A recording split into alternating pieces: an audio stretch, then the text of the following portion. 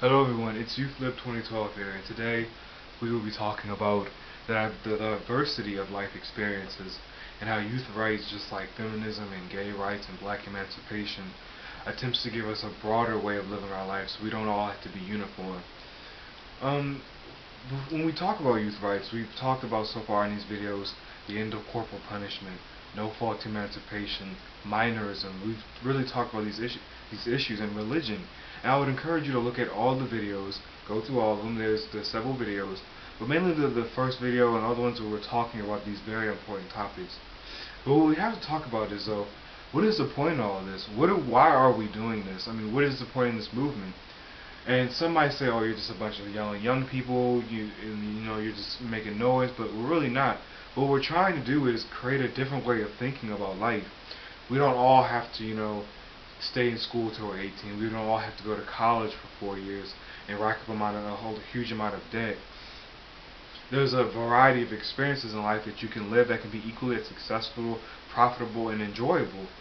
And that's what youth liberation attempts to do. It attempts to rearrange the family and rearrange society so that there's a more equal stake for young people. And one of the things that we should talk about is education. Education is something that affects 99.99% of young people, whether it's a poor education or an excellent education, college, dropout, it doesn't matter. It affects everybody. We all have a story with education. But when it comes to college, there is this problem in society. The first wave youth activism, I would probably say it was the 1950s and 60s when soldiers and young people returned home from the war. They got college degrees. They went and they set this norm of high school, college, marriage, family. High school, college, marriage, family, and that was the norm for years, and it never went challenged. Especially the part about college, you had to go to college. College was like it's a 4-year university, get a 4-year degree, maybe a master's. You worked at a job for 30 years. You retired from that job. You lived a good life in retirement, and then you passed away, and then everyone was supposed to repeat this cycle. The world has changed. That's no longer a set standard, and what youth rights wants to do is broaden the horizon for young people to make many options.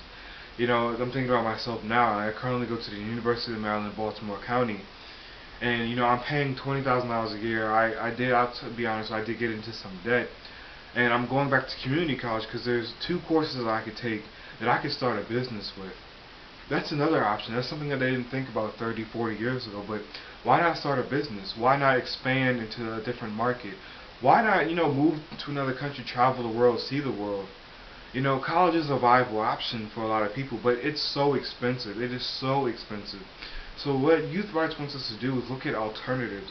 Not only do we need to lower the cost of education, which will take a while, because that's bureaucracy, education, and educational departments, economics. That's a pool of issues that will take a long time to bring that down. But while we're working on that, let's explore other options. I mean, there's trade schools. You can learn how to do hair, mechanics, and aircraft technicians. All these options for young people, and you know, college and education and what you do with your life is all about a lifestyle. The days of going into higher education, coming out with $50,000 worth of debt and saying, "Oh, it's okay, I'll just work this $30,000 a year job," is over.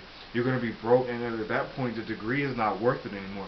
You're now going to be in debt with the way it looks like till you retire, even maybe until you die. I mean, a lot of people don't understand what $50,000 worth of debt is.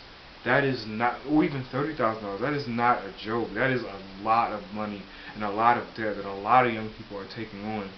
And it's detrimental. It's very detrimental to our society to have young people who don't have the option to choose a career or a lifestyle that they want, because now they have to work just to pay off debt, not to build a career or anything. They're just working because they have a $500 a month payment that's due, and they're still living with their parents, which also cuts back on lifestyle.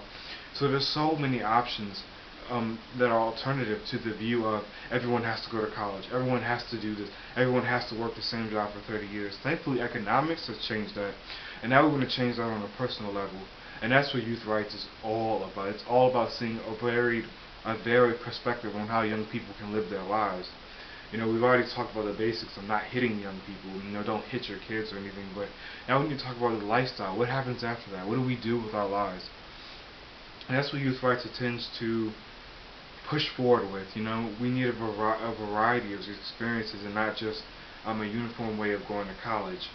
So yeah, that's what this video was just about. I know it's a very interesting topic, and I want you to comment on that. Do you think college is worth it? How much debt did you have? I mean, what were other outcomes were you given in high school? Or were you just told go to college, go to college, go to college?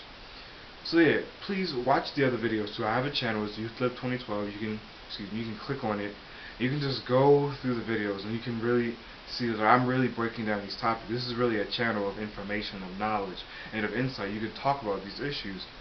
And as you're going out into your world, I want you to think about that topic. What can I do with my life? Do I have to be conventional? You know, this question was asked in the 60s with feminism.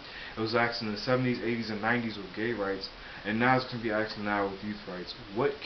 Do I have to live a conventional life like everyone else has lived? And can I still be successful and happy doing something else besides the norm?